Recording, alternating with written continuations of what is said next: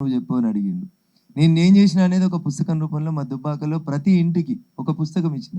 ఆదివారం రోజు ప్రముఖ దినపత్రికలు ఎట్లయితే ఒక పుస్తకం ఇస్తాయో, అట్లా నా 3 సంవత్సరాల ఎమ్మెల్యే టెన్యూర్‌లో రఘునందన్ రావు దుబ్బాక శాసనసభ నియోజకవర్గానికి ఏం చేసిండని ఏదో గాలి మాటలు చెప్పిపోలే రేవంత్ రెడ్డి గారు. నేను బాజాప్తా పుస్తకం రూపంలో 75,000 కుటుంబాలకి ప్రతి ఇంటికి ఒక పుస్తకం రాసి ఇచ్చిచ్చిండు రఘునందన్ రావు. గ్యారంటీగా చెప్పినటువంటి పనులని చేసి వచ్చినటువంటి వాళ్ళం.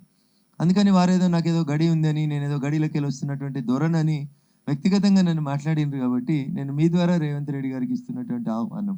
మీరు ఎప్పుడొచ్చినా సరే అన్న, మా అమ్మ నాన్నని ఇద్దరిని ఒప్పించిన నిన్న సాయంత్రమే మాట్లాడి, మాకున్న గడిని మీరెవరి పేరు మీద చెప్తే వాళ్ళ పేరు మీద రిజిస్ట్రేషన్ చేయడానికి, రిజిస్ట్రేషన్ ఖర్చులు కూడా నేనే పెట్టుకొని చేయించడానికి సిద్ధంగా ఉన్నా. వచ్చి తొందరగా గడిని రిజిస్ట్రేషన్ చేసుకోవాలని గౌరవ ముఖ్యమంత్రి రేవంత్ రెడ్డి గారికి సాదరపూర్వకమైనటువంటి స్వాగతం పలుకుతా ఉన్నా. దుబ్బాకలో జరిగినటువంటి డెవలప్మెంట్ గురించి బస్సు వేసుకొని వస్తా అన్న రేవంత్ రెడ్డి గారిని నేను హృదయపూర్వకంగా స్వాగతిస్తున్నా. ఆ బస్సు ఖర్చులు కూడా నేనే పెడతా రేవంత్ రెడ్డి గారు. మీరు ఈ రోజు వస్తారా, రేపు వస్తారా, రండి. తప్పకుండా మా దుబ్బాకల రఘునందన్ రావు ఏం చేసిండు అనేది మీరు చూడాల్సినటువంటి అవసరం ఉందనేది నేను వారిని స్వాగతిస్తూ తెలియజేస్తాను. ఇంకొక మాట నోటికి వచ్చినట్టు మాట్లాడుతూ ఉన్నాడు. అటు హరీష్ గారు మాట్లాడుతూ ఉన్నారు, ఇటు రేవంత్ రెడ్డి గారు మాట్లాడుతూ ఉన్నారు. ఇది కూడా ఏదో ఒక ఫ్యాషన్ అయిపోయింది అన్నాడు. రిధం కోసం, ఎతి కోసం, ప్రాసల కోసం ఏది పడితే అది మాట్లాడి బోర్ల పడడం అంటే దీన్నే అంటారు. దుబ్బాకలు ఓడిపోయిన రఘునందన్ మెదక్లో ఎట్లా గెలుస్తాడు? ఇది హరీష్ అడుగుతాడు. ఇదే ప్రశ్న రేవంత్ రెడ్డి గారు కూడా అడిగారు నిన్న దుబ్బాకు వచ్చి, మెదక్ చౌరస్తాకు వచ్చి. మరి కామారెడ్డిలో ఓడిపోయినటువంటి కేసీఆర్ రేపటి నుంచి బస్ వేసుకొని ఎట్లా తిరుగుతాడు 119 నియోజకవర్గాల్లో? నీ పార్టీ అధ్యక్షుడే ఓడిపోయింది కదా. నీ మామ 10 ఏళ్ళ ముఖ్యమంత్రి ప్రోగ్రెస్ కారట్కి ప్రజలు వద్దని తీర్పిచ్చిండ్రు కదా. దుబ్బాకలో గెలవని రఘునందన్ మెదక్లు ఎట్లా గెలుస్తాడని అడుగుతున్న హరీష్ గారు, మరి కామారెడ్డిలో ఓడిపోయిన కేసీఆర్ అనేట ఆయన రేపు రాష్ట్రం అంతా తిరిగి బీఆర్ఎస్ పార్టీని ఎట్లా గెలిపిస్తాడనేది ఒకసారి ఆలోచించాలి. నిన్నే వద్దనుకున్నారు కదా, నాయకున్నే వద్దనుకున్నారు కదా ప్రజలు. గజ్వెల్ల కూడా ఏదో సావు తప్పి కన్నులోట పోయి గెలిచి దానికి ఏదో గెలిచిండు మా మామ అని మీరు అనుకుంటే మేమేం చేయాలి దానికి? రేవంత్ రెడ్డి గారు అంటారు దుబ్బాకలు ఓడిపోయి మెదక్లు ఎట్లా పోటీ చేస్తాడు రఘునందన్, అంగి మార్చిండు, రంగు మార్చిండు, రూపం మార్చిండు అన్నాడు. అన్న నేను ఆ రోజుకి ఇదే అంగేసుకున్నా, ఈ రోజుకి ఇదే అంగేసుకుంటున్నా, రేపు కూడా గదే అంగితోటి వస్తా. అంగి మారలే, రంగు మారలే, రూపం మారలే. మరి మీరు కొడంగల్లో ఓడిపోయినరు కదా 2018 డిసెంబర్లో కొడంగల్లో మీరు ఓడిపోయినరు. మీరు మల్కాజిగిరికి రాలేదా? అందుకని don't compare one election with other elections. Rhythm కోసం, ఎతిక్ కోసం, ప్రాస కోసం ఆడ జల్లని రూపాయి ఈడ జల్లింది అంటే మరి గజ్వెల్ల కామారెడ్డిలో జల్లలే, ఇద్దరు జల్లలే. రేవంత్ రెడ్డి జల్లలేదు, కేసీఆర్ జల్లలేదు. ఇద్దరిని కూడా బండకేసి కొట్టింది కాషాయం కండు అని. అది మర్చిపోతే ఎట్లా? ఇద్దరు కూడా మెదక్ను అనుకునే ఉంటుంది కామారెడ్డి నియోజకవర్గం. రేవంత్ రెడ్డి గారు మర్చిపోయినట్టున్నారు. కాబట్టి దయచేసి ఇట్లాంటి మాటల్ని ఎత్తి ప్రాస కోసం మాట్లాడుకుండ్రి. రేవంత్ రెడ్డి గారు మళ్ళీ నేను మీకు అప్పీల్ చేస్తా ఉన్నా, I'm ready to register my గడి. మా అమ్మ నాన్న కట్టినటువంటి మా గడీలని మీకు రిజిస్టర్ చేసేందుకు మేము సిద్ధంగా ఉన్నాం. మీరు సిద్ధంగా ఉంటే ఈరోజు సాయంత్రం వచ్చినా, రేపు వచ్చినా, ఇలా సండే అనుకుంటే రేపు సోమవారం పొద్దున్నే స్లాట్ బుక్ చేస్తా, ఎవరి పేరు మీ చేయమంటారో చేస్తే చేస్తాం. ఆయన ఏదో చెప్తా ఉన్నాడు, మా బీసీ బిడ్డ మధు నువ్వు గెలిపించుర్రని. ఆ బీసీ బిడ్డ ఇల్లు ఎట్లున్నది, ఈ మీరు చెప్పిన గడిలోకి వెళ్ళి వచ్చిన దొర ఇల్లు ఎట్లుందో బొప్పపురం పోయి 2 ఫోటోలు పక్క పక్కన పెట్టుకొని చూసేందుకు నేను సిద్ధంగా ఉన్నా. ఎలక్ట్రానిక్ మీడియా మిత్రులను కూడా చాలామంది వచ్చిర్రు నా దుబ్బాక ఎన్నికలప్పుడు. ఇప్పుడు కూడా మళ్ళీ ఒకసారి వచ్చి మా సొంత గ్రామంలో మా అమ్మ నాన్న అంటున్న గడిని ఖచ్చితంగా ప్రపంచానికి చూపెట్టాలని నేను మీ అందరినీ కూడా సాదరపూర్వకంగా మా దుబ్బాకకు ఆహ్వానిస్తా ఉన్నా. ఎప్పుడు యాదికి వచ్చిండు బీసీ బిడ్డ రేవంత్ రెడ్డి గారు? నీ క్యాబినెట్లో ఉన్న మంత్రులు ఎంతమంది? ఎంతమందికి ఇచ్చినావు నువ్వు బీసీలకి? ఎంతమందికి ఇవ్వాలి? జనాభా దామాషా ప్రతిపదికన మేమేదో బీసీ కులగణన చేసి మంత్రి పదవులు ఇస్తాం, పైసలు ఇస్తామని చెప్తున్నావు కదా రేవంత్ రెడ్డి గారు. టోటల్ నీ క్యాబినెట్ స్ట్రెంత్ ఎంత? నీ క్యాబినెట్లో ఉన్న ఓబీసీ మంత్రులు ఎంతమంది? ఒకసారి మీరు ఆలోచించుకోండి. అదేదో చెప్తాడు, ముదిరాజు బిడ్డకి ఎవరికి ఇవ్వలేదు కాబట్టి రేపు ఇస్తాం, మేము ముదిరాజును గెలిపించిర్రు అన్నాడు. నేను అడుగుతున్న రేవంత్ రెడ్డి గారు, 119 మంది తెలంగాణ శాసనసభ్యుల్లో మీరు మంత్రి పదవి ఇస్తా అన్నటువంటి ముదిరాజు సామాజిక వర్గానికి చెందిన ఎమ్మెల్యే ఒక్కడితోనే ఉన్నాడు. నువ్వు నిజాయితీగా కులం పట్ల నీ కన్సర్న్ ఉంటే, లేదా నువ్వు నీ మేనిఫెస్టోలో పెట్టిన ముదిరాజు సామాజిక వర్గాన్ని బీసీఏకు మారుస్తా అనే మాట నిజమే అయ్యి ఉంటే రేవంత్ రెడ్డి గారు, ఎందుకు గెలిచిన ఒక ముదిరాజు ఎమ్మెల్యే మీ కాంగ్రెస్ ఎమ్మెల్యేనే నీ జిల్లానే పాలమూరు జిల్లాకెళ్ళే గెలిచిండు కదా, మరి ఆయనకు మంత్రి పదవి ఇయ్యనంటివి. ఆయనకు ఎప్పుడు ఇస్తాడట? ఈ ఎలక్షన్లు అయిపోయినాక ఇస్తాడంట. ఇగో ఇది హామీ అన్న, ఇది హామీ. కానీ నరేంద్ర మోడీ గారు 27 మంది ఓబీసీలని తన క్యాబినెట్ లోపల పెట్టి భారత ప్రభుత్వానికి ప్రతినిధులుగా 27 మంది ఓబీసీలని తన క్యాబినెట్లో పెట్టినటువంటి నాయకుడు నరేంద్ర మోడీ గారు.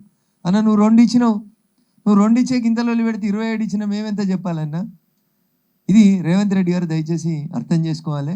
ఎన్నికల సమరం కాబట్టి ఏది మాట్లాడితే అది చెల్లుతుంది, ఏది పడితే అది మాట్లాడతాం, వ్యక్తిగత దూషణలకు దిగుతామంటే నేను నిన్న చెప్పినా ఇప్పుడు చెప్తా ఉన్నా. నేను కూడా జై తెలంగాణ అని రోడ్ల మీద తిరిగి వచ్చినోడిని. ఈట్ కా జవాబ్ పత్తర్ సే దేంగే అనే నినాదాన్ని అందరికంటే గట్టిగా చెప్పి వచ్చినోడిని.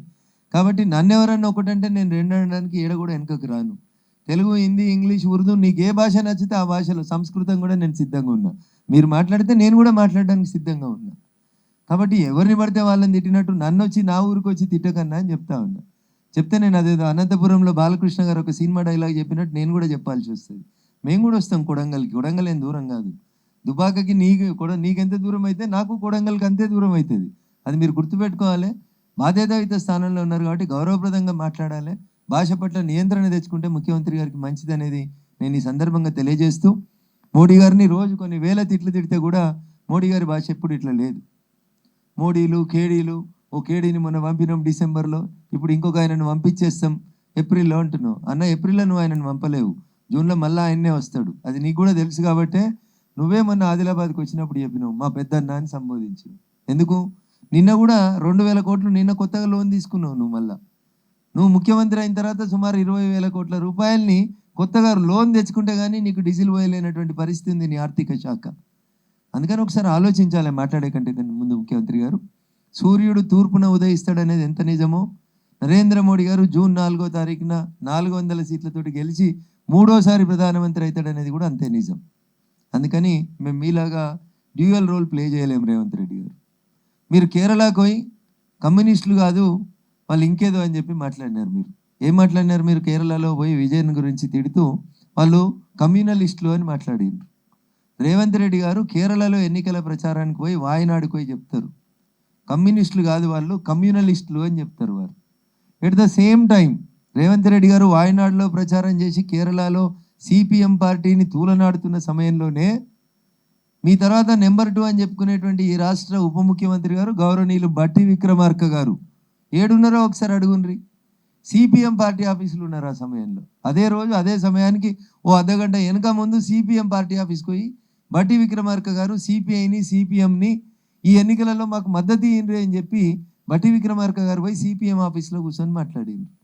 మరి రేవంత్ రెడ్డి గారు వాయనాడులో తిట్టిన కమ్యూనలిస్టులు కరెక్టా? వీడికి వచ్చి కమ్యూనిస్టులే దేశభక్తులని బట్టి విక్రమార్క గారు పోయి సిపిఎంను మద్దతు ఇవ్వడం అడిగనేది కరెక్టా? అంటే ఒక సీఎంకి ఒక డిప్యూటీ సీఎంకి, సరే కార్యకర్తలు మాట్లాడిందని నేను కంపేర్ చేయదలుచుకోలేదు. ఈయన సీఎం, ఈయన డిప్యూటీ సీఎం. ఈయన కేరళకు పోయి వాళ్ళని తిట్టి వస్తాడు. ఈయన అదే టైంలో అదే రోజు అదే టైంలో ఈయన పోయి అడిగి పోయి దేశభక్తులు అంటాడు. ఎవరి మాట నమ్మాలి? బట్టి విక్రమార్క గారి మాట నమ్మాలా? రేవంత్ రెడ్డి గారి మాట నమ్మాలా? ఇట్లా డ్యూయల్ విధానాలన్నీ అవసరాని కోసం, ఊరు కోసం రకరకాలైనటువంటి పదాలని మాట్లాడడం అనేది సరైనది కాదనేది నేను చెప్తూ, కాంగ్రెస్ పార్టీ ఎప్పుడు ఇచ్చినా అవన్నీ దొంగ హామీలే, అమలు కాని హామీలే. అవన్నీ 420 హామీలని కేటీఆర్ లాగా నేను అనలేను, కానీ అవి సాధ్యం కానటువంటి హామీలను ఇచ్చి అమలుకు నోచుకున్నటువంటి విధానాల్ని ప్రజల ముందు ఉంచి మాయమాటలు చెప్పి టెంపరీగా మొన్న మీరు రాష్ట్ర శాసనసభకు జరిగిన ఎన్నికల్లో సక్సెస్ అయినారు, కానీ భవిష్యత్తు అట్లా ఉండదు. ఖచ్చితంగా అదేదో సినిమాలో చెప్తారు, in front there is a crocodile festival అని. ఇది రేవంత్ రెడ్డి గారు కూడా అర్థమైంది కాబట్టి కొడంగల్కి పోయి నా మీద కుట్ర జరుగుతుంది అంటాడు. ముఖ్యమంత్రి మీద కుట్ర జరిగితే ముఖ్యమంత్రి పోయి ఎవరికి చెప్పుకోవాలన్నా? పోయి డీజీపీ గారిని కలిసి చెప్పుకో. నువ్వు పెట్టిన ఇంటెలిజెన్స్ చీఫ్ ఉన్నాడు కదా, సార్ దగ్గరికి పోయి చెప్పుకో నా మీద కుట్ర అవుతుందని. ప్రజల్ని కుట్రల నుంచి, కుతంత్రాల నుంచి, ప్రజల్ని మోసాల నుంచి కాపాడాల్సిన ముఖ్యమంత్రి గారే పోయి కొడంగల్ ప్రజల ముందు కన్నీళ్లు పెట్టుకుంటూ నా మీద కుట్ర జరుగుతుంది, నా మీద కుట్ర జరుగుతుంది, నీ మీద కుట్ర చేస్తే నీకు ఎడమ చేయి దిక్కున కూర్చున్నాయినో నీ కుడి చేయి దిక్కున కూర్చున్నాయినో చేయాలి, కానీ నువ్వు నిలబడితే నీ కుర్చీ ఎత్తుకపోవడానికి వీళ్ళిద్దరికీ అవకాశం ఉంటుంది, లేకపోతే ఎన్నుకున్న నీ పిఎస్ఓకి ఉంటుంది తప్ప వేరే ఉండదు సార్. అందుకని కుట్ర లేదు, ఇంకేం లేదు సార్. అక్కడ ఆయనకి భవిష్యత్తు చాలా స్పష్టంగా కనబడుతుంది. రేవంత్ రెడ్డి సిక్స్త్ సెన్స్ బాగా పనిచేస్తుంది. భారతీయ జనతా పార్టీ తెలంగాణలో డబుల్ డిజిట్లలో వస్తుంది అనేది రేవంత్ రెడ్డి గారికి అర్థమవుతున్నటువంటి నగ్న సత్యం. డబుల్ డిజిట్లో భారతీయ జనతా పార్టీ గెలిచిన తర్వాత తెలంగాణ రాష్ట్ర రాజకీయాలు ఎట్లా మారుతాయో కూడా ఆయన ఊహించగలుగుతున్నాడు. కాబట్టి ఆయన ఇప్పటి నుంచే ఒక రకమైనటువంటి సెంటిమెంట్ని క్రియేట్ చేసే ప్రయత్నం చేస్తూ ఉన్నారు. కానీ నేను తెలంగాణ సమాజానికి సవినయంగా చేసేటువంటి అప్పీల్, ఈ ఎన్నికలు హరీష్ రావు గారి కోసమో, కేసీఆర్ గారి కోసమో, రేషన్ కార్డు కోసమో, పింఛన్ కోసమో, రేవంత్ రెడ్డి గారి కుర్చీ కాపాడేందుకో జరుగుతున్నటువంటి ఎన్నికలు కావు. ఇవి దేశ భద్రత కోసం జరుగుతున్న ఎన్నికలు. దేశ ఆర్థిక స్థితిగతుల్ని 11వ స్థానం నుంచి 5వ స్థానానికి తెచ్చి మూడోసారి గెలిపిస్తే మూడో స్థానానికి తీసుకొస్తానని చెప్తున్నటువంటి భారతీయ జనతా పార్టీ నరేంద్ర మోడీ గారి నాయకత్వానికి జరుగుతున్నటువంటి ఎన్నికలు. అంతేకాదు 2047 ఈ దేశానికి స్వతంత్రం వచ్చి 100 సంవత్సరాలు నిండే నాటికి ఈ దేశం ప్రపంచానికి మార్గదర్శనం చేసే రీతిలో నెంబర్ 1గా ఉండే స్థితి లోపల ఉండాలనేటువంటి ఒక లక్ష్యంతో జరుగుతున్నటువంటి ఎన్నికల్లో వాయిస్ ఆఫ్ ద వాయిస్లెస్గా ప్రజల గొంతుకగా దాదాపు 2 దశాబ్దాలుగా ప్రజా జీవితంలో ఉన్న నన్ను ఆశీర్వదించమని, ఎవరి గొంతైతే అసెంబ్లీకి ఎవరి గొంతైతే పార్లమెంటుకు చేరదో అట్లాంటి పేద ప్రజల గొంతుకగా నేను నిలబడేందుకు నాకు అవకాశం ఇవ్వమని మా మెదక్ జిల్లా ప్రజానీకానికి నేను ఈ సందర్భంగా సవినయంగా అప్పీల్ చేస్తా ఉన్నాను. జై హింద్, జై భారత్.